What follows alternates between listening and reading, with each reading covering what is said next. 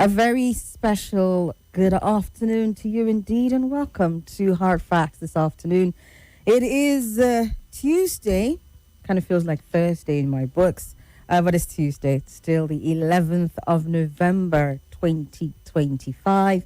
3:09 p.m. is the time, and as always, it's time for us to get into some of the hardest conversations that we get to have on radio. My name is Somi. That's Somi, short for Somi, welcoming you this afternoon. How's the weather treating you? Suppose you're not cooking and roasting like some of us were earlier on today.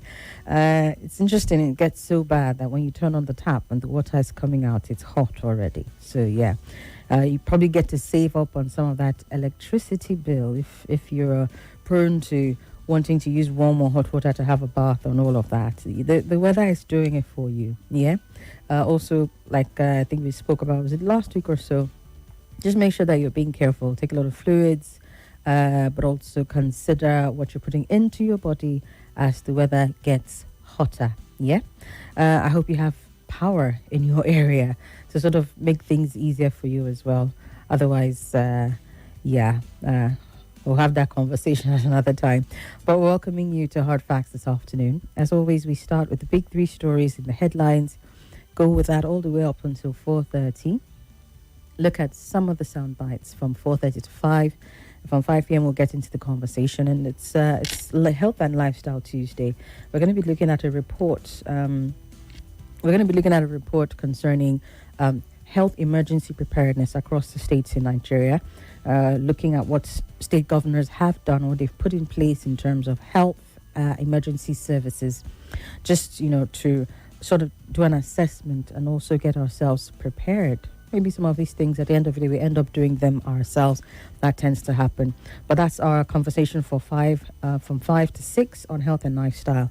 And then 6 o'clock, as always, we like to wrap up with you, getting your situational updates on everything that's been going on. And there I say thank you also for staying on up until this time. And thank you as you continue to stay on till we wrap up our final broadcast this evening with the 18, who should be wrapping up at about 9 p.m. today. Yep. All right. Let's get into the conversation, starting with what I would say is a general overview of security situation across certain parts of the country. Of course, the North being always in the spotlight with this one. We'll start with Kogi State and see what's happening elsewhere. Just get a general overview and then also hear what some of the state governors are saying as to how they can fix the issues in the North. Looking at Kogi State, like I said, where there has been a spate of attacks, really, terrible thing. As far back as October, 23rd of October, there have been attacks almost on a daily basis in Kogi State. Everything from commercial buses being attacked in Isonlu on October the 23rd to the next day having one person being abducted, and then the day after 4 people kidnapped as well. And then the day after that again, a group also abducted in I think it was on a market day, or Jaigbe market day. And 1st of November, the attacks continued. This time around, a woman unfortunately was killed. And then on the 2nd, there was an attack also in Yagba East local government area. This is the spate of bandit attacks that have rocked that part of our country.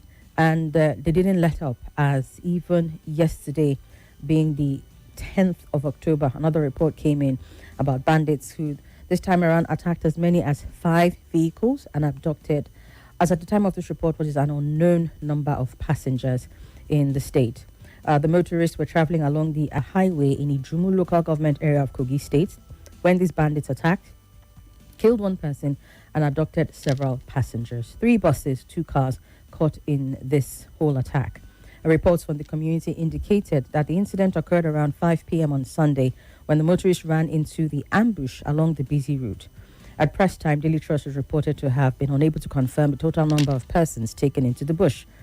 And this also is coming at a time when the presidency is putting out steady reports as to how there have been a considerable reduction in terror-related attacks and deaths since 2015. Well, this is what we're still dealing with. In a statement put out on its official X handle, something we also addressed yesterday, talking about how they've, they've neutralized tens of thousands of terrorists and fighters, sort of surrendering to the authorities and all of that. But the situation still continues, right? The victims of this latest attack were said to be travelers. They were going from Lagos, moving through the Kogi axis on their way to Abuja when this attack happened.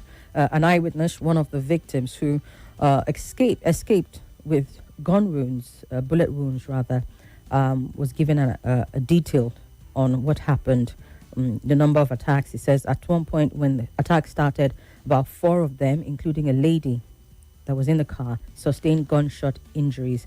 Hoodlums were, opened fire just as he was traveling. He said he had to put his car in reverse.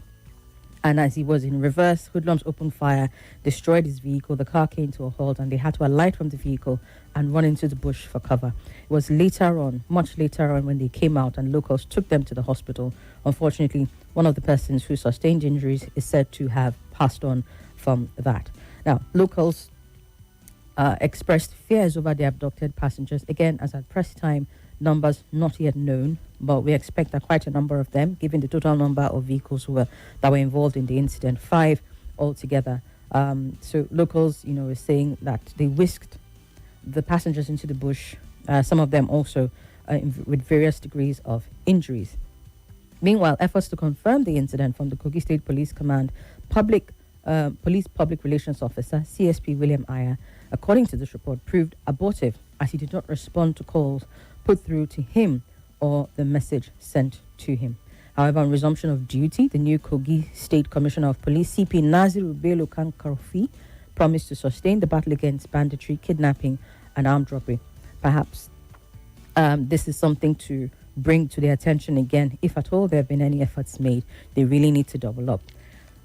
Now, speaking about recent attacks going on, especially in that part of the country, the DSS, in a memo dated 20th of October, said it had intercepted an intel report of imminent terrorist attacks on Kogi and Ondo State. Several stakeholders attributed the rise in banditry activities in the past few weeks in the state, particularly the western part, sharing border with Ondo, Kwara, Ekiti, and Niger states, to the reported planned attack. And of course, in the recent attacks, you've seen that these areas, if that memo was anything to go by, these areas which were highlighted clearly have come under attack, which begs the question, if there can be intel, where they're able to uncover that there are plans to attack certain parts of this country, why is it that these attacks still happen? One would expect that they're able to forestall, right? They're able to forestall and ensure that no harm comes to the residents and the people in these regions. But according to recent incidents, you see there's a connection, especially using the link roads in the 4 local government areas of Kaba, Bunu, Ijumu, Yagba West, and Yagba East in the district, witnessing these increased bandit attacks. And these attacks have happened in the last 2 weeks. The lady who was killed, an elderly woman identified as Mrs. Elizabeth Olorunshola at Ilafin Sonlu community in Yagba East, was one of the unfortunate people caught up in this crossfire. So again, we have intel, according to this report, which was said to be put out by the DSS, that they had intercepted a report of imminent terrorist attacks in Kogi and Ondo State. So we would then have cause to question if, after this report came out, we're still seeing these attacks happening. It's almost on a daily basis, especially coming from the latter part of October and then coming into the new year. This happening in Kogi State. We're not really sure. I haven't gotten a lot of reports around the Ondo State area and all of that. But if a DSS comes out and warns of an imminent attack on the state, we expect that the government will work closely with the security operatives, put the necessary security apparatus in place to ensure that any attack is foiled.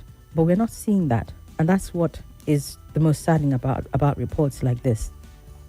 Still, within the northern area, you're having a former Minister of Interior, Lieutenant General Abdurrahman Bello Dambazal, also decrying the high level of insecurity, talking about how it has gotten to a level where bandits and insurgents collecting tax, making laws within these communities. He spoke very passionately about this during a forum that held in Burning Kebbi in Kebbi State. It was themed Existential Threats and National Security. Spoke very passionately. But the thing that I think caught my attention the most is when he was speaking about possible solutions to this matter, one of the recommendations he made, and which is why I'm curious to know what your thoughts are on this, is that the northern governors need to come together to establish a Ministry of Mineral Resources and liaise with relevant federal agencies to harness the natural resources within the north, improve their revenue base to end poverty in the respective states and reduce the level of insecurity, which I thought was an interesting recommendation because a lot of it, I'm not saying all of it, but we've seen a lot of this bandit activities, terrorist activities being linked to mining, whether especially illegal, going on in some of these states. But I was curious how this was going to play out, having the northern governors come out to establish their own Ministry of Mineral Resources. Where then does the ministry headed by Mr. Alake come in? How are they going to coordinate? I know that when it comes to what is under the ground, a lot of what is being said or what is being touted by these state governors is that they can't, because they don't own it, they are not well within their rights to protect it. There's a way they put it, which is, a bit uncomfortable when you hear it. But because what comes out goes directly to the federal government, is owned by the federal government in terms of mining resources and all of that, then there doesn't seem to be a lot of attention that is being paid to securing those resources that are underground. And so even when you see these activities of miners, illegal and what have you, foreign bodies and companies coming in to take these resources literally with no remittance to the government, we're not seeing it reflecting in our GDP, our revenue, none of that, then it kind of makes sense that he'll come up with this, right? But it's how it's going to work, if at all it's going to work. But then again, I want you to get in on the conversation and let us know. Do you think that if they're able to address the issue of control of mineral resources in these states that are plagued with these bandits and terrorist activities, if there is some sort of control that goes to the state, do you think they'll take it more seriously and then have more serious conversations about protecting the lives and welfare of the people in these communities, in these states? Because this was his recommendation. Establish the Ministry of Mineral Resources, amongst other recommendations, of course, but this one caught my attention. I'd like to get your thoughts on it. This is Dambazau, Lieutenant General Abdurrahman Bello Dambazau, retired, on the situation around insecurity in northern Nigeria, where these insurgents are making laws and collecting taxes. And he figured this was a sure way out. We'll get your thoughts on that. All this happening, of course, while Boko Haram and ISWAP are said to have clashed. Reports vary as to the number of lives lost in this. Apparently, it looks like the lives lost were more on the side of the terrorists themselves. Some reports have it that ISWAP lost as many as 200 of their members in the clash, while Boko Haram lost about 4 of them. Also, another interesting thing about this report, according to what was put out in the news, an insider, former Boko Haram jihadist, who was said to have renounced violence but still followed jihadist activities in the region, was the one giving the report around how many numbers, people who lost their lives, or terrorists who lost their lives, and all of that. And according to a report by Channels, a Nigerian intelligence source working in the region said that they were following the aftermath of the clashes, and their own estimates were said to be put at about 150. And then said that they are aware of the fighting. It's good news to them, but that they're following it. Again, there is intel. Intel is available. As a matter of fact, this is beyond intel. As far as this particular conversation around this clash between Boko Haram and ISWAP, there was even a video that made its way showing these terrorists on canoes, I think, motor-powered canoes, engaging in this fight amongst themselves, or between themselves, if you will. And also reports came out to say, I think another video that showed the bloodied aftermath of the bodies in the boats, the canoes, and all of that. So there is intel, there is There is information, probably even video evidence. Apparently, these guys are fighting over territory. Ever since they are split in 2016, there's been this fight between them for territory, and they're said to have taken a hold of areas around Lake Chad. As a matter of fact, this particular fighting between the groups broke out in the Dogon Chiku area on the shores of Lake Chad, and it's set to happen on Sunday. And so there is established evidence of where these people are. Why are they not just completely taken out? They've become so bold or emboldened, if you will, in their activities that they can engage in this kind of fighting in the open. They're not in hiding anymore. They're doing this, probably even recording videos, because to them, the person who recording video, probably they were more victorious side. It's just mind-boggling. And according to this report, an intelligence source working in the region said that they are aware of it and they're observing the aftermath. Some people would rather a situation where they're so in control of the situation that they don't even get to the point where there's this kind of fighting between them, because it should have been completely eradicated, especially if reports have it that they're known to be within a particular area or around the Lake Chad axis. We have the multinational joint task force, I believe, that should be covering areas like this as well. So intelligence is available, but still all of this is going on. So on the fringes of our country, we're having this infighting going on between Boko Haram and ISWAP. On the inside, you're having bandits making laws, according to Dumbazar retired, making laws, collecting taxes from the people, right? And then further inwards, they're operating at will, with more regularity, with more frequency. Mr. President, sir, words on paper mean absolutely nothing when the numbers continue to show that this is the reality of this terrorist activities, or whatever it is that we want to call it. And it can't, and it has to stop. What is it going to take? Is it following Dambazor retired's recommendation? Because a lot of this is happening in the north. If it is a fight for resources, then what will it take so that they can control the narrative around the fighting, end it once and for all, if only so that they can have direct access and benefit to these mineral resources? Again, it's open for conversation. Just reiterating what Dambazal said. Is that the case? In the area where there's intel, according to reports on what's happening in Kogi and the fringe states, as far back as, what is this now? Almost a month ago? Why are we still having these attacks happening in these areas?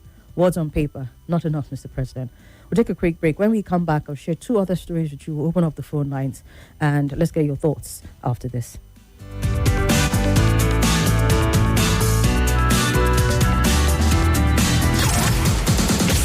Track with Nigeria Info. And PFN, the Stone Bishops. Talking about Mourinho and AS Roma. Paulo Dybala joined forces with Mourinho. And then so the aviation workers also want to join the strike.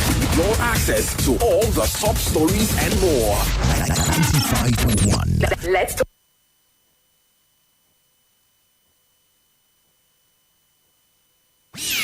It's okay. That is okay. It's okay. No, it's okay. Let me explain. It's okay. It's okay. She off your mic. On 95.1 Nigeria Info. Your mic is always on. Let's talk.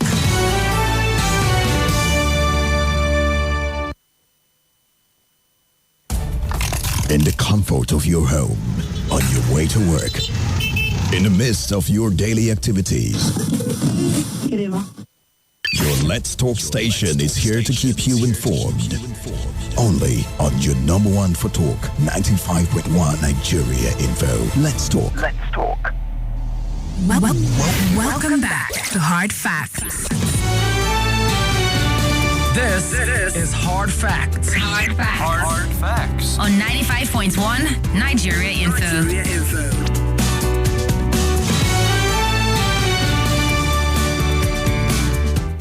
All right, one more story before we shift gears from the north. Look at what's happening on the national scene altogether. This one here coming from Gombe State. And, This one coming from Gombe State. And the Gombe State Executive Council at its 50th meeting on Monday ratified the sum of, let's just say that they were on quite the spree as far as ratifying and approving certain things that were going to happen in the state. A number of projects. I'd like to get your thoughts on, the necessity of some of them. There was the 1.2 billion naira, which was ratified for a modern fire service headquarters. Very laudable, at least that makes sense. If they don't have one, a fire service headquarters, if they don't have any fire service stations that are functioning, this makes sense to some extent, especially if it will serve a larger area of the state. But amongst the things ratified at its 50th meeting of the Gombe State Executive Council was a 1.3 billion naira for the construction of a new Deputy Governor's Office complex. This was disclosed at the Gombe Arena shortly after the SCC meeting, presided over by Governor Muhammadu Yahaya, the State Commissioner for Works and Transport, Usman Kalamu, and the new office, they said, would bring the Deputy Governor closer to the government house. He said, and I quote, "As of now, the Deputy Governor's house, or the Deputy Governor's office, is far away from Government House.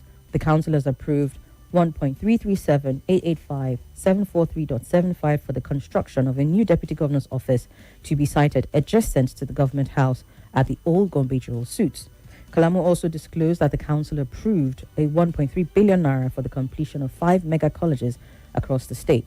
So there's the fire service, there are the colleges, 5 of them, mega colleges, they said, at 1.3 billion naira, and then there is the Deputy Governor's Office complex at 1.3 billion naira as well.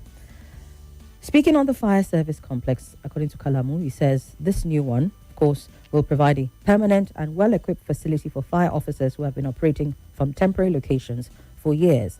So again, which is why I said, if you don't have any functional ones, great.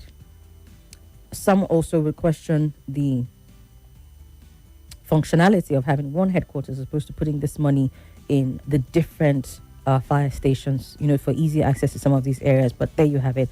That's what they're doing. So they're establishing a befitting fire service headquarters that will enhance emergency response, safeguard lives and property, and boost overall urban safety. There was also an approval of 461.8 million naira for the construction of a new divisional police station in the Shehu Abubakar district. The project, according to the commissioner, had been redesigned and upgraded with modern amenities as part of the administration's urban planning model. Wonderful one, I would say, especially regarding that police station. But also reports have it that in recent years, the state had adopted a more participatory approach to budgeting, including the launch of the citizens engagement forums and a shift towards program-based budgeting. So from this alone, perhaps there was citizen engagement that led to some of these decisions that were reached. Of course, you still question about the Deputy Governor's Office because it's not like there isn't one. It was just far away. And so this money is going into doing it. Well, approved 2024 budget for Gombe State stood at approximately 208.064 billion, with 58% allotted for capital projects and 42% for recurring costs, marking a shift in emphasis towards infrastructure and consolidation. This is different from the 2023 budget, where you had an amount of 176.55 billion originally approved, with recurrent expenditures which stood at 76.55 billion and capital expenditure at 99.46 billion. Also, key consideration in this discussion around what's happening in Gombe State is the fact that just a little over 50% of their revenue is coming from federal allocations as well. So some have looked at it side by side and said, okay, yeah, you got a few key things in here. The mega colleges, hopefully they come up even quicker than the other ones, like the Deputy Governor's Office complex. You've also got the fire service and one other thing there, but the police station. So some things are critical. Fantastic idea that you're putting money into it.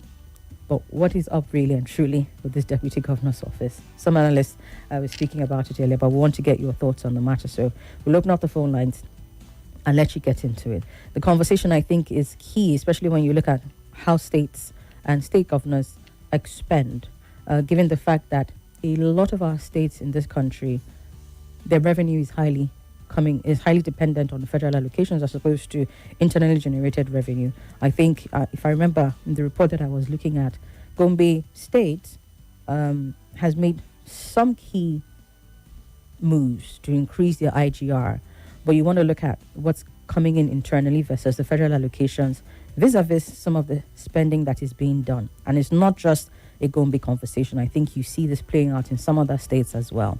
Some would say, okay, yeah, Gombe State, how are they faring, especially when it comes to insecurity? I think to a large extent, after 2022, I think it's the Bilirimi area that they experienced some of these banditry attacks and clashes and all of that. After 2022, they've been seen as relatively more peaceful compared to other northern states. So perhaps, and I say a big perhaps with this one, when you're looking at some of these spending and you're looking at what is more pertinent and what is more expedient to spend on, the insecurity is a little more manageable than other northern states. And so they can afford to divest attention some of all these areas.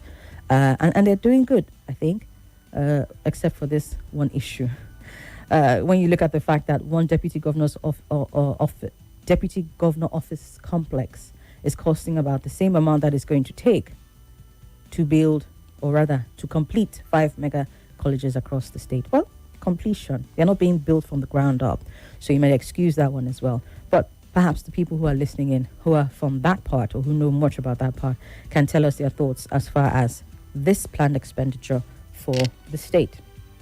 Is it expedient? Is it necessary now, having an entire office complex built just to bring the deputy governor closer? I thought government houses are supposed to house majority of these are elected officials. At least there's the complex. If I'm thinking about government houses that I know of, they're really these massive, stretches of land. So why can't it have one part where the governor resides and another part where the deputy governor resides?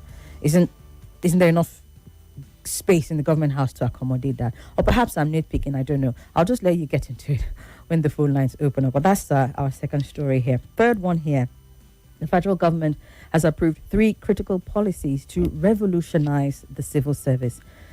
This headline caught my attention specifically because we know the battle with the civil service here in Nigeria. When you're looking at where some of these, you're seeing corrupt practices literally everywhere, if we're being honest with ourselves, from the average person in the market all the way up. It's something that has become almost a normal thing in Nigeria. It's only easier for us sometimes to criticize from the ground up, but it's everywhere else. But particularly when it has to do with the civil service, I think, it's interesting when we see government try to take steps to tidy it up, to clean it up, to make it more efficient, I guess, and also plug some of these leakages that we have going on here. And again, like I said, it caught my attention, especially because this is not the first time that we're having government try to, sanitize or clean it up or what have you. But let's share what this one is, and then I'll get your thoughts on it. But it's definitely a key area of our labor force, if you will, the civil service, and any attempt to sanitize and clean it up is welcome. But let's see how far this one will go. There's a landmark decision, it says, to fundamentally reshape the federal civil service. And the federal government decided to do this by approving 3 transformative policies that will be set to boost productivity and enhance service delivery.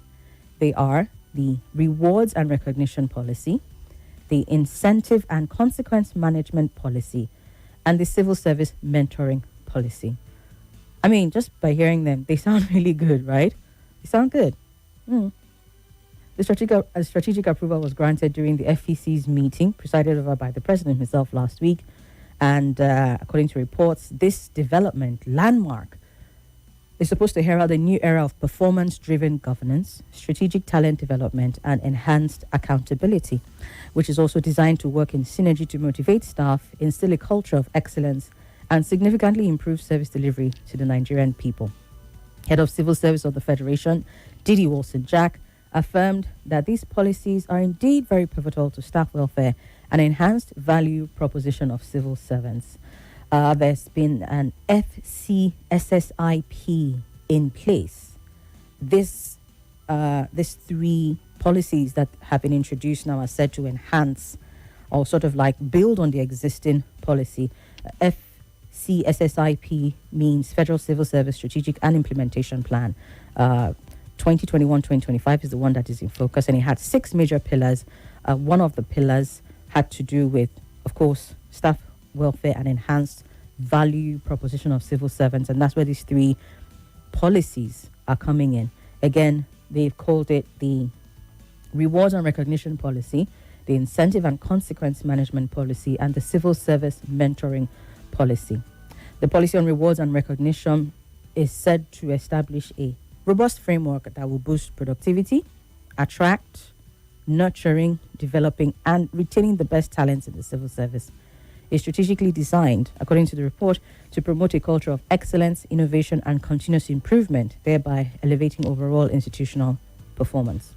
The one that has to do with incentives and consequence management policy is said to establish a clear, transparent, and equitable system where high performance will be rewarded and underperformance will be addressed through structured consequences.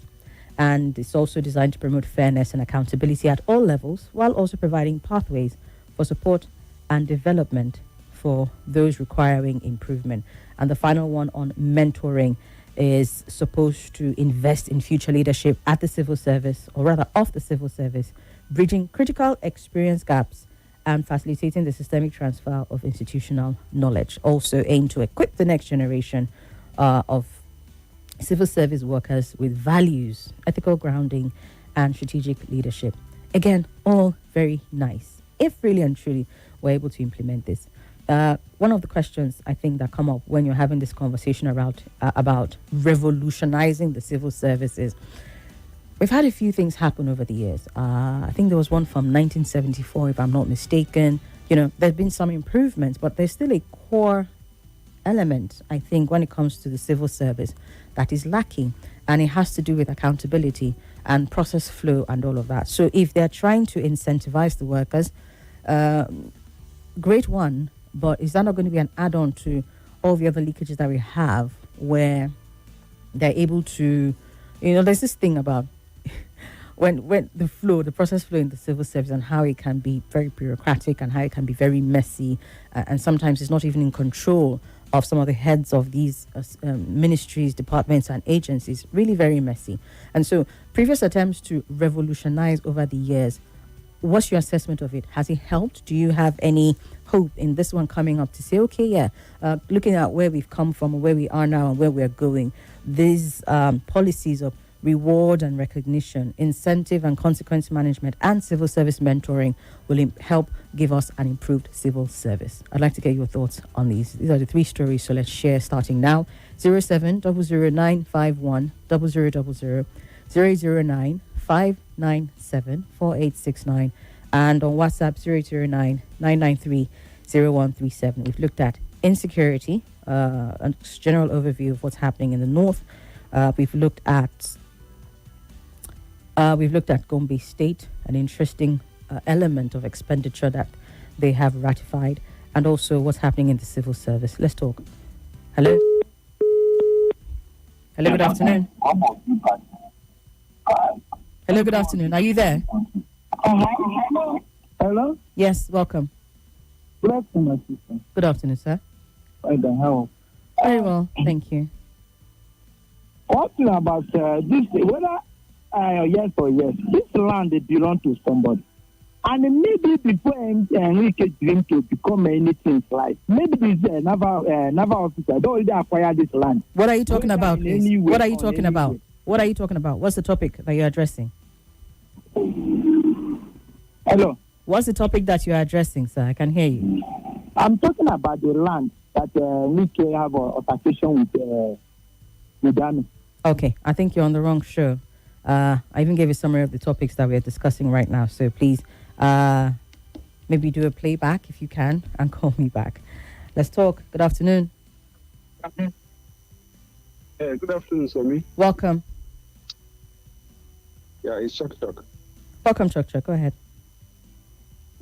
The afternoon is very hot. Very, very hot. More than what we expect in Abuja by now. Well, I just want to speak on the 1.5 billion office of the vice. Is it vice now? 1.3, Yeah. Deputy Governor of Gombe State. 1.3. Go ahead. 1.3, right? Yes. 1.3, right? I don't understand.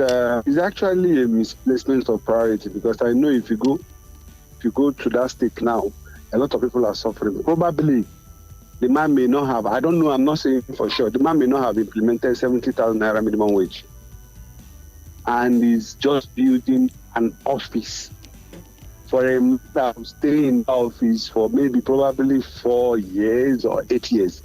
Then you leave the office. That office cannot generate anything to the coffers of that state. For me, it is actually a misplacement of priority. What is there in the building that somebody will spend 1.something billion? Billion is like 1,000 in this governor's eyes. I build houses, I know how much. No matter how, if building it with gold, 1.3 billion. Are you building it with gold? For me, it's actually a misplacement of a priority, and the governor should think twice. If the state, give the citizens of that state the dividend of democracy, not to go and build 1.something billion worth of house for the deputy governor. Okay. Office space is still an office space. Thank you very much. Thank you very much. Except implementation has not begun as of October 2024, just to address something you mentioned, the Gombe state government officially approved a minimum wage of 71,451 naira 15 kobo for state civil servants. So again, like I said, except it hasn't been implemented, I just wanted to clarify because you brought that up. Let's get back to the phone lines. Good afternoon. Hello, good afternoon. Welcome, sir. My name is Adela Victor from UCLA. Go ahead, sir.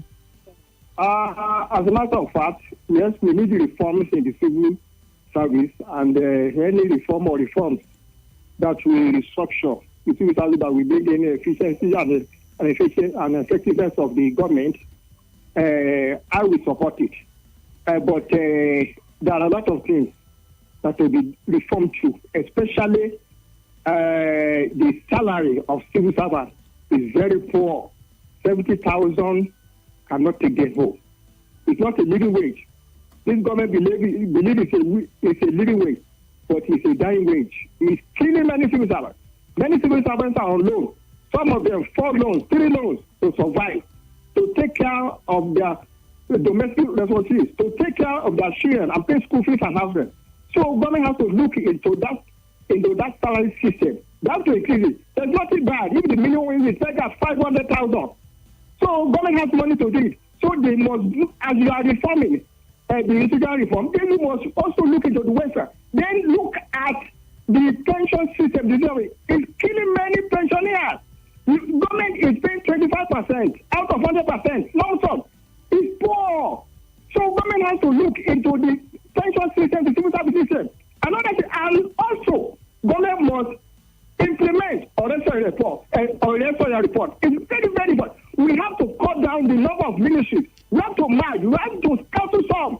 In fact, there are too many, and they are collecting a lot of money, and many of them are doing nothing. Okay. We must address the proliferation and duplication of offices in civil service. Okay. So, with this reform, if we do all this, so it is an holistic reform, not transitional reform alone. Thank you. All right. Thank you very much, sir.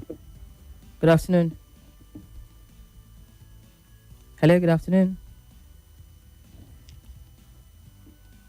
Okay. Hello? Hello? Hello, Somi, good afternoon. Hi, good afternoon. Hello, can you hear me? Loud and clear, sir. Welcome. Yeah, this is Chigo. Chigo. Yeah. Good to have you here, sir. Let me say, thank you. Concerning the bidding of the deputy governor's office, I think, okay, that is too much. By the way, given a reason because of they want you to be close to the government house and all those things, that is not the reason why. It can't be a reason because the governor himself has a car that brings him to the office, and they have a convoy. Even though whether hold up, that there's hold up or no hold up. How about other civil servants that are coming to work? in that office. So that's not an excuse of billions of naira for construction of one office. Haba.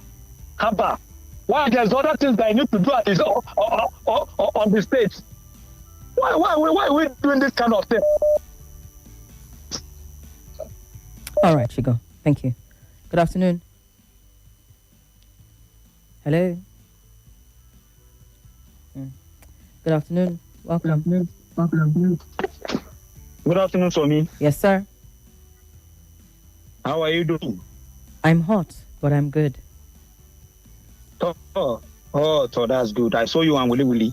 So all the best. I want to talk about the insecurity. Okay. When you go to the northern part of the country, you see the issue of insecurity. As people are being politicized with the issue of this insecurity. And so me, in some places, and that is the truth, you have to pay bandit, you have to pay tax to the terrorists. And these people seem to be nothing, they don't care about that. But when this particular set of people say they are killing us, and the people say, it's not only you that they are killing, but the people couldn't come and complain. These are what they are going through. During the time of harvest, you pay money in order to have access to your farm. And, it's like forming government in another government. By the time a bandit or a terrorist is collecting tax for the poor masses. I remember there was a time in this Yobe State or something for that nature. As the people failed to pay, they went and killed them. And we are warning the remaining one that you see what we do to the people. We are still coming in order to do much. So we are urging our security men. They shouldn't be playing politics with this insecurity. As I always say, today victims are yesterday's survivor, and tomorrow victims are today's survivor. It could be anyone. This insecurity is like throwing stone in the market. Government must stay on their ground and make sure that there shouldn't be any repentant terrorists. We don't want that. We don't want that ideology of bringing in repentant terrorists to come and do what? The people that will go to the village, they will kill women and children and everybody they see in that community, and you say they have repented, and you are bringing them to the society, and the government failed to compensate the victims of all these people. They should go after the terrorists. Okay, Selassie. Any mercy. Thank you so much. A question before you go. Selassie, are you there? Yes. Yeah, so Yes, what do you think about the recommendation to establish a Ministry of Mineral Resources by the northern governors? Do you think that will stop insecurity or reduce it by, a reasonable margin? I remember Adams Oshomole. There was this service, he was telling them that the people doing this are the people that they are higher and mighty. It's not ordinary people that will be doing all this. Me, with that ministry or not, I don't think there will be a rejection to it. The only thing is for the government to, yesterday we mentioned about our crude, that despite with the number of barrels every day, but we are still having almost 43% of our crude. Who are the people storing all this crude? Is it the poor people? Is they are higher and mighty? It takes these people, higher the people, they are in high caliber of power that do all these things. It's not poor person that do all these things. They know all these things. They know about all this insecurity. They should go after the people. They should name them and go after them. Okay. All right. Thank you. Thank you. Let's take one more call. Hello. Hello, I get you. Good afternoon, sir. Good afternoon. I can hear you. Welcome. Can you hear me? Loud and clear, sir. Go ahead. Okay. Open my name. All right. I did the last call. I did the all listeners. Issue of insecurity, especially in the northeast. Issue of fighting Boko Haram. Yes. All this issue. The most intelligent president Nigeria ever have is President Jonathan. Can you hear me? I'm listening. Go ahead. Yes, that's the most intelligent. All these boys that they are recruited and students is established so that it will good luck continue to read again in 2015. That they will use them to resurrect his government. But he saw all this coming. Take power. In the nobody that can deny, say, I don't know who these boys are. They're telling lies. So they are hearing me. I can hear you. Okay. You can wrap up, please. Yes. Yeah. Yes. There are not all these. There are not all these things. The boys that were recruited to make the government of Goodluck of governance. And Goodluck said, since you want the power, take the power. Now, we are in Goodluck have gone. Then the boys, they are used to pay the boss. But now they are not paying the boss.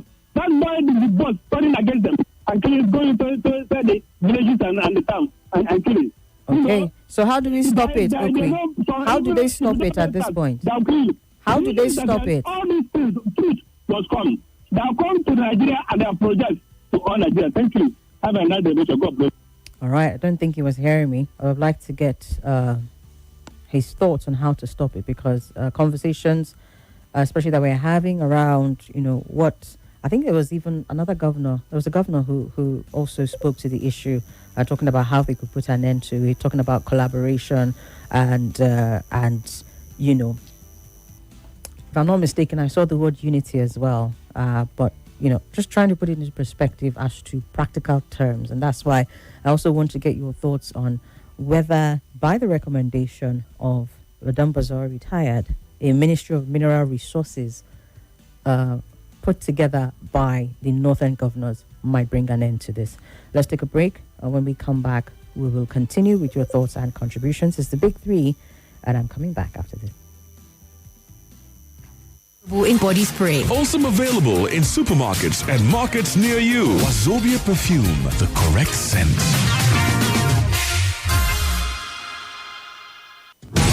Welcome back to your number one talk, news, and sports station. This is Nigeria Info.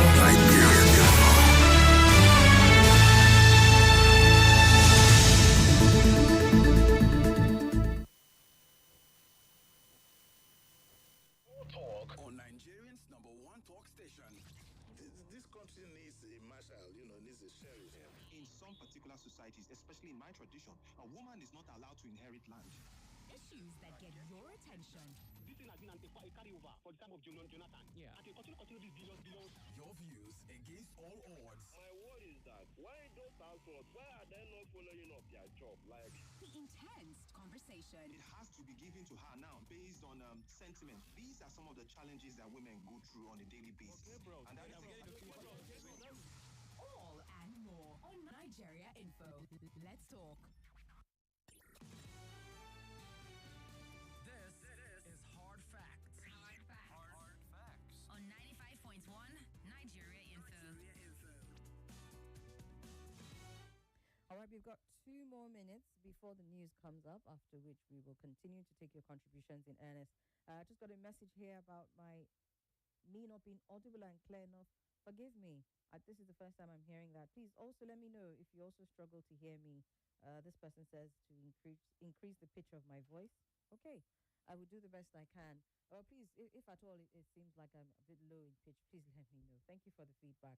Sometimes it's just the weather, and sometimes this is just me. I think that's why I started out on the night show, kind of a lower pitch kind of person. But I'll definitely do my best to improve. Thank you. All right, let's see some messages here, and I think a voice note.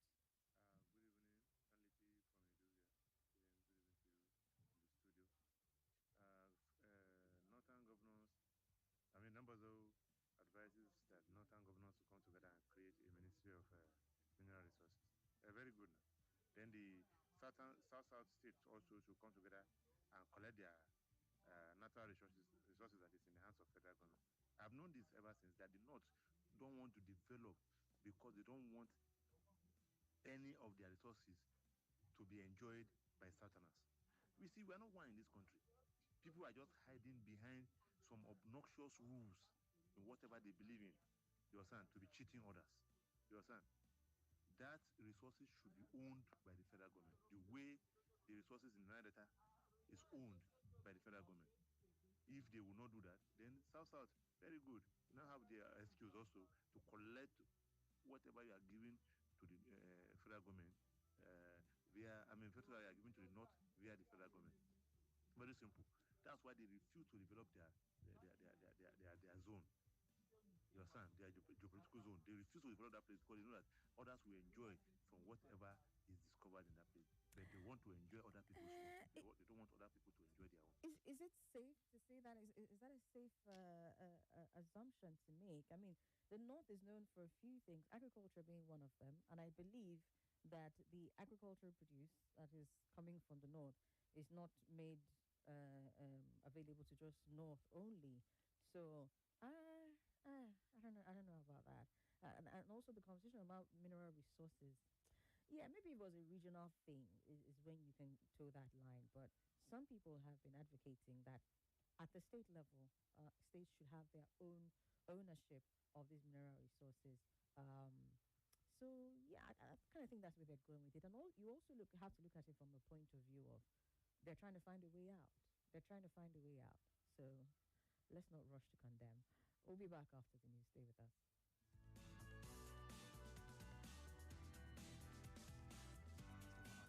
Everywhere we have gone to, the dirt of Abuja is not on the surface. All at your fingertips on your Let's Talk station.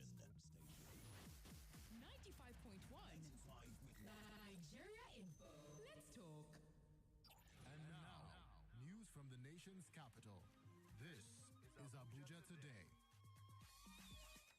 There was mild drama in Abuja on Tuesday as military officers stopped the FCT Minister Yeson Wike and officials of the Development Control Department from accessing a property linked to former Chief of Naval Staff Vice Admiral Awu Gambo.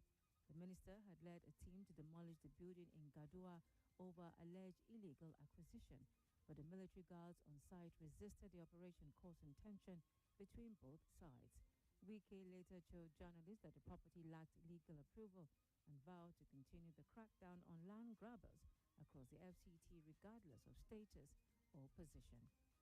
The FCT Muslim Pilgrims Welfare Board has fixed December 1st, 2025 as deadline for the payment by intending pilgrims for the 2026 Hajj. The Public Relations Officer of the board, Mohammed Aliyu, in a statement in Abuja said the board has also released the reversed fare for Hajj.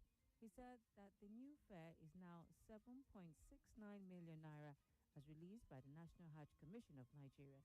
He said that payments before the deadline would enable the board compile the actual list of intending pilgrims for the exercise. According to him, this would also enable the board remit all funds to NACON on schedule. And finally, the acting executive chairman of the Federal Capital Territory Internal Revenue Service, Michael Ango, has assured staff of service that their welfare, professional growth, and service excellence remain his top priority. He discloses at an event organized by staff of the agency to honor him for exemplary leadership. He expressed deep gratitude to the staff for the honor, noting that he was pleasantly surprised by the turnout and the warm reception. He highlighted key reforms underway within the service, including plans to introduce a fully automated merit-based promotion examination system, improve working conditions across tax offices, and the procurement of staff buses to ease staff commuting challenges. And that's Abuja Today on 95.1 Nigeria Info. Thank you for listening. Follow us on Facebook and YouTube at Nigeria Info Abuja. Visit our website www.nigeriainfo.fm or visit Google Play Store for our mobile app. I am Joy Eberebe.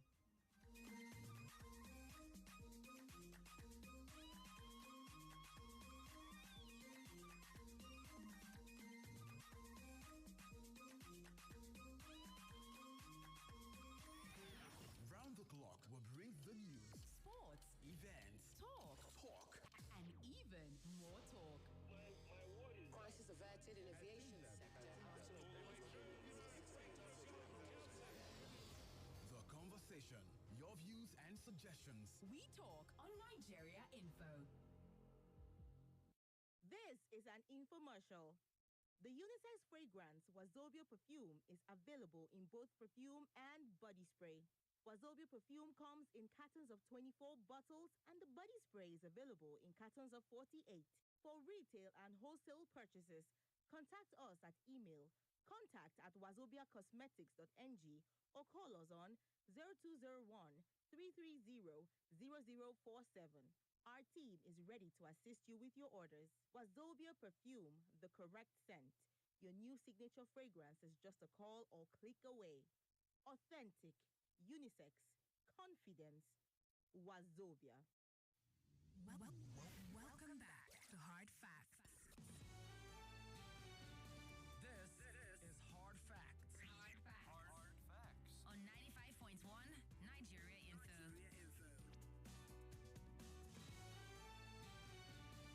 All right, let's get back to your calls and messages and voice notes if you have any. Remember to keep it no longer than 1 minute 30 seconds. If you're sending a voice note, whatever the case is, just make sure it's not up to 2 minutes or more, because it will be a hard time playing that. So let's talk. Hello. Hello. Good afternoon. Good afternoon, Auntie Somi. Welcome, sir. Yes, Auntie Somi, my name is Yaya, the head boy. Yeah. Go ahead. Okay. Yes, I want to comment on this ministry that former chief of air staff is calling, army staff is calling, that northern governors should come. What will happen to that of the one that Dr. Alake is heading? Is it not also Ministry of Mines and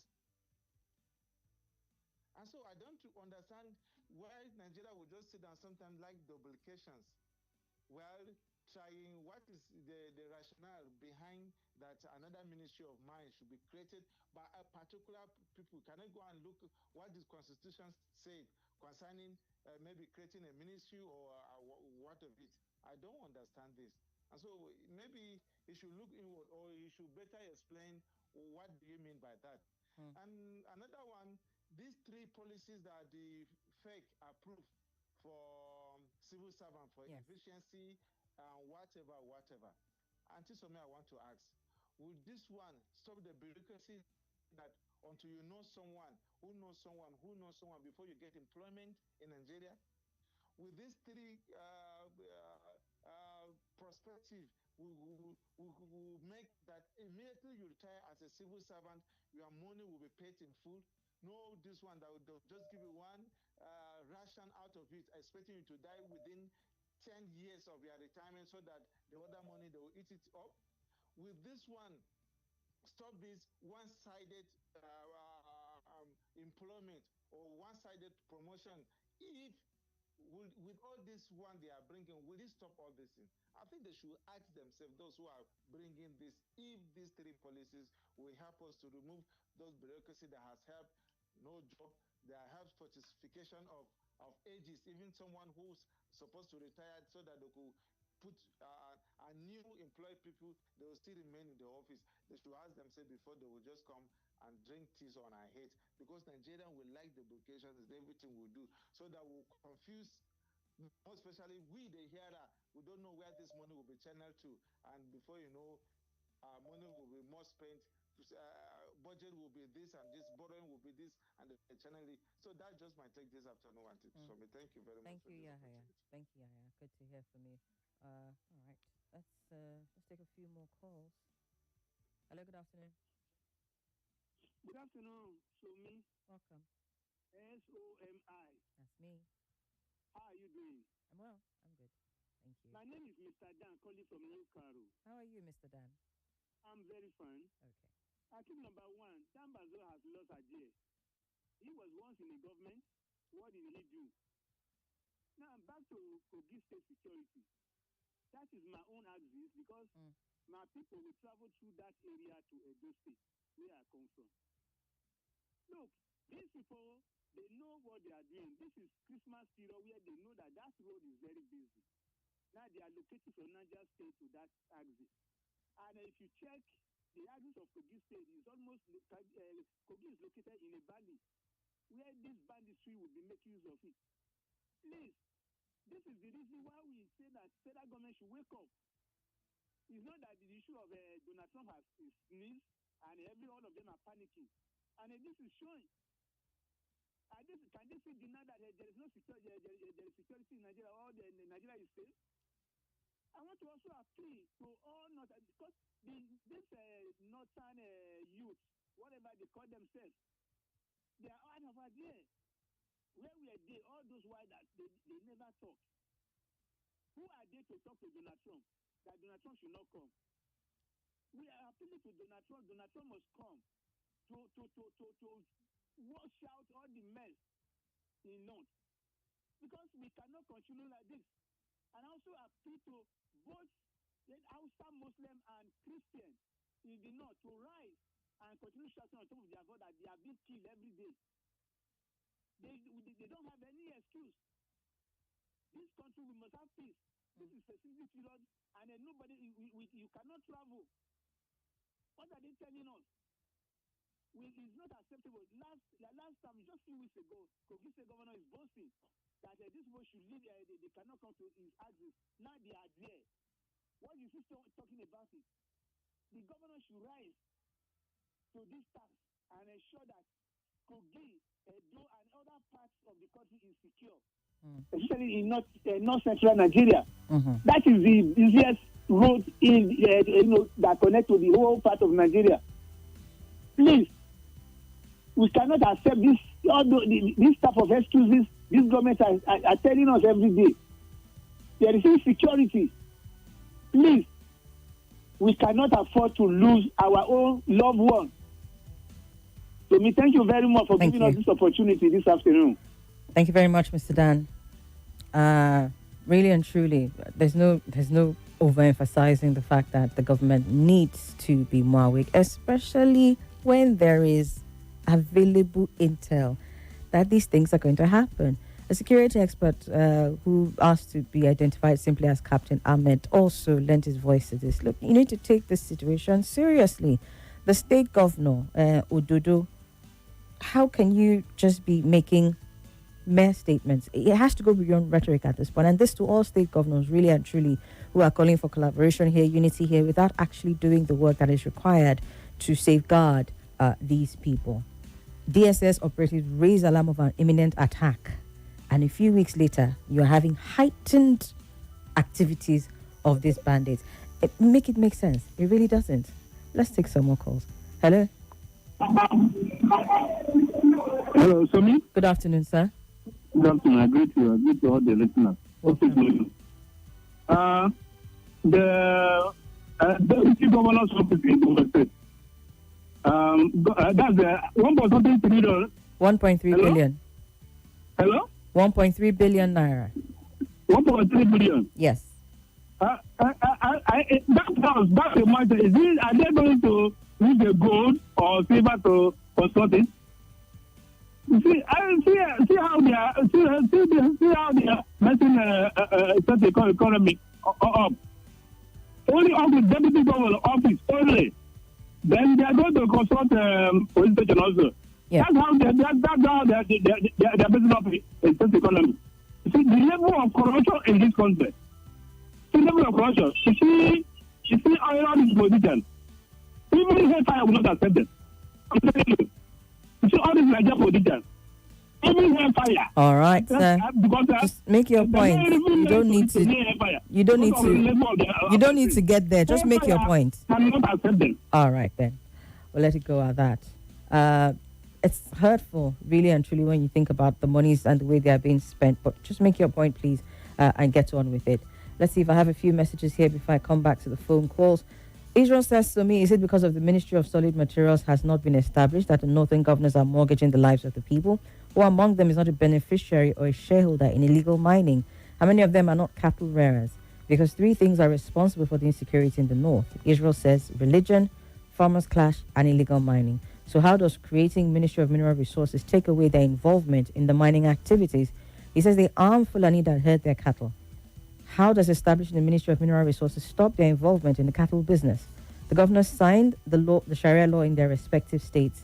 Is a Ministry of Mineral Resources going to ban the law that is haunting the region? You cannot snob the way out and think you're finding solutions to your problem elsewhere and it will work. These people are out of ideas. Good afternoon. Mr. Matmore, hello. Okay, I see your message. Thank you for letting me know that the signal is good. I think that's what I got from there. Dozier says to me, hi, good to hear from you. Been a bit closer to my radio today to take away the stress of the heat. Someone said you aren't audible. I beg to differ. Maybe slightly lower than usual. That might be the heat playing on your vocal cords. Take a full glass of cold water, maybe two. Rest for a minute or two, then watch yourself bounce back like a vocal Amazon. A friend of mine gave me that tip at the gym some time ago, and it actually strengthened me. Thank you so much. I really haven't had a lot of liquids in. And here I was advising people to drink a lot of water. Oh, thank you for that, though, Dossier. Good to know that it's not as bad. Oh, okay, this is completely off topic. But then Mr. Collins is saying someone forgot a car in his wallet and it contains some money. Okay, let me just highlight that. I will highlight that message so I can come back to it during the eyewitness updates. Oof, I'll come back to that. Thank you for letting me know, Mr. Collins. All right, a few more messages and then back to the phone lines. We still have some time, so we can get into all of it. So, I agree with the man that sent the message. Your voice needs more force. Oh, there we go. It's currently weak and difficult to hear you. I think I need to eat as well. That's probably it. All right, I will work on that. Hi, Somi. Okay, Mfonakman says, hi, Somi. The goose is finally coming home to roost. Nigeria has fought for years to ensure that the resources of the Niger Delta are shared for the whole country. Now, a general who had defended that position all his life is now suggesting the minerals in the north should be managed from within. That is the truth and the solution to our insecurity problems. I'm happy this solution is finally coming from the axis of resistance. Let every region, state, and so on control their resources. When the governors know that money will not come from the center, rather they have to send money to the center, they will innovate and manage what they have efficiently. He continues saying, so we don't mix it up. The agricultural resources that come from the north to the south are not free nor subsidized by the government. It's not shared either. The southerners buy it at the marketplace, but the oil resource is shared. Okay. Namefa Masokoro says Dan Bazao's suggestion on the northern governors to form a new Ministry of Material Resources on how to harness the solid minerals potential in order to curtail the pervasive insecurity in the north. Okay. On one side, the northern politicians and leaders want to control the mineral resources in their domain while enjoying the revenue that comes from the oil revenue in the Niger Delta. What a gross display of grand deceit. So, Somi, please tell us, how can this suggestion be a good idea? So, in other words, the Niger Delta state should take possession of their oil resources and remit a fraction to the federal government? Or is it only good that our military are always flexing needless muscle in Niger Delta in curtailing oil bunkering while acting... Neme, choice of words, I'm not going to read that out. When it comes to dislodging the bandits and terrorist groups controlling these illegal mines, surely there was a country. All right, let's take this call. Good afternoon. Good afternoon, Somi. Welcome. Hello, Somi, can you hear me? I can hear you, sir. Go ahead, please. Okay, my name is Mike Wind Blues. Welcome. Greetings to all other callers and listeners of this great platform. Sorry, Somi, I didn't join. I just joined out at that point when somebody was talking about creation of ministry. What was actually the point? A suggestion from someone at the Northern Governors Forum, at a forum where Northern Governors were present, to say perhaps they should come together and have a ministry of mineral resources as one of the ways to stopping the insecurity in the state. What happened to the Ministry of Solid Minerals that we have already? And also, the last time I checked, every ministry, call it transport, education, health, all of them, even defense, we have ministry for all of them. Which of them has delivered? Well, I'm asking because for me, when we talk about establishing ministry, regional development commission and all of that, that is not the issue. The moment we have people who have purpose in leadership, occupy our government space, we go see them. You understand? I'm with you. Go ahead. The very moment we have people who have purposeful leadership in their mind, occupying our governance space, nobody will tell us. Just like they say, they tell black man here in the fall. The reason why we're where we are today is because all the people we have in our governance space today, now fraudulent people, that people they use fraudulent means enter governance. Now you have evidence of their. Okay, you said entering via fraudulent means, but then at the same time you said all. You have verified data that all of them. I say which ministry is delivering today as we speak? Which ministry is? That's a different conversation, and we can take it from there. That's what I'm saying. All of them that are there now, no, I can't see none of them that is performing. That's what I mean. Okay. Non-performance, I can relate to. That yeah. And I said until we engage that fraudulent process when they come inside, as long as we close our eye, allow people to come into our governance space, when they don't do what we don't like, we say it is our right to protest. It will work like that. Okay. Whoever has done this way, whoever has found his way fraudulently to occupy any office, if you like, knock your head. If you like, go up transformer, go send you. But if we hold them on, if we keep them on their toe at the point of entry, just like we're preparing for 2027 elections now, right? If we say we must pay attention to how even a councillor become a councillor. I'm not talking about just president. In fact, I want us to start our election from the ward, the councillor. That is where the main thing is. When it's time for political party membership registration, they will say go to the ward. Why are we not starting our election from there? All of us will line up, go vote for one man, hand over the whole state apparatus, the whole resources of the state, the whole machinery of the state to one man. Then he will call the proceed as emperor. Okay. And picking the local government council chairman, the councils, even the state house of assembly member that was supposed to put him in check, now they hand pick them. All right, Mike. How do we survive like that? How do we succeed like that? You made your point. So until we address that, for me, no ministry, nothing will work. Okay. Thank you. Good afternoon. Good afternoon. Auntie Somi, good afternoon. Good afternoon, sir. My name is Panama. Talking about the building of the deputy governor's office with such amount of money. But come to think of it, this contract they are talking about, doesn't it sound nice? It sounds nice. But that's just what they want to present, to embezzle as much as they can. It's a good project to build a house for the deputy governor. But look at it, is it realistic? Based on what this man just said, the deputy governor has a vehicle that brings him to the office. It's not as if where he stays is in another country or another state. It's the same state. So what is the essence of spending such amount of money in building just the deputy governor's office? Well, to me, it's just a conduit pipe to siphon as much as they can before they leave office. Thank you. All right, then. Thank you very much. Good afternoon. Hello. Hello, Somi. Good afternoon. Good afternoon. Abubakar calling from Gowalla. Welcome, sir. Are you okay? I'm okay. All right, go ahead. Indeed, when the winds blow, many regulations, even bad ones are made. So, unfortunately, may God save the souls of the kidnapped passengers along Kava Okene Way or Road Federal Highway.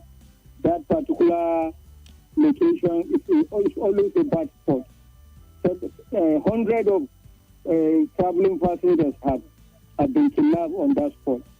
And those in charge of intelligence told us that they had advanced intelligence. What was the action that have been taken to prevent it all over the places, from Kwara, Zamfara, Edo, MCT, Kaduna, Taraba, Kano, Shanonu, everywhere. Bandits, kidnappers, heavily armed, enjoying a free reign, Federal Republic of Nigeria. Social ills never endure in any society, in any nation. Social decay, it has limitation. One day. Thank you. All right, thank you, sir. On Facebook, we see you. Thank you for your messages. Bulus Bukata, Peter Etche, thank you. Harsat Mwazu, good afternoon to you too. And Stephen Enamamu, who just says, yes, okay. Thank you for your messages. All right, take one more call and then we'll wrap it up. Good afternoon. Hello. Somi, good afternoon. How are you? I'm well, thank you. Good afternoon, sir. Yeah, welcome to your duty. Thank you. Yeah, my name is Ubudine President. All right, sir. Go ahead. You have a minute before the break. Yeah, thank you. Concerning the two terrorist groups that asked with themselves, honestly speaking, it has been a good opportunity for the Nigerian military to bombard all of them. And the question I keep on asking on this station, where is the Tucano judge that federal government was under Buhari regime? What is being used for? Because if you have these people resigned in Niger State, I don't know what the military are still doing that they could not even finish them at. Just level the place and let's forget about them. That they have the audacity to begin to fight with one another. This is a slap on the military, and I'm calling on the new chief of staff to go and deal with those people in that place. Because it doesn't make sense that you have the location of these people and you cannot get rid of them.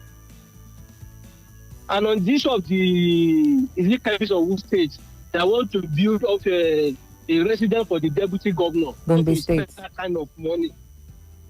Gombe State, thank you. And not to spend that kind of money where they have other laudable projects that could benefit the life of general citizen or state member of that state. And you want to spend that kind of money on one person. No, it's ridiculous, honestly speaking. All right. Even the internet generator that you cannot even get that money in 5 years. And you want to spend it on one person's project. And that's why I've been saying that most of our politicians are just thinking or behaving like a dollar. Okay, I think I'll end it there. Let's be mindful of our choice of words, please. You can express your dissatisfaction and your displeasure, but no name calling, no insulting. You're on national radio, please. There are other ways to say what it is that you meant to say without resorting to that choice of words. So let's just wrap it up there at this point. I've got the commercial break coming up right after this, and someone asking that I give an update on the clash between the Minister of the FCT and security operatives. You're going to be hearing that and a few other things in the sound bites that will play from 4:30 up until top of the hour, 5 o'clock, where we come back and pick up the conversation. But by the time we get back after the news, we're going to be talking health and lifestyle. Again, a report about states' health emergency responses. Very, very abysmal report when you look at the ratings, but we'll get to that at that time. Abokaina, karfe hudu fa ta yi fa, zan wuce cibiyar wasanni da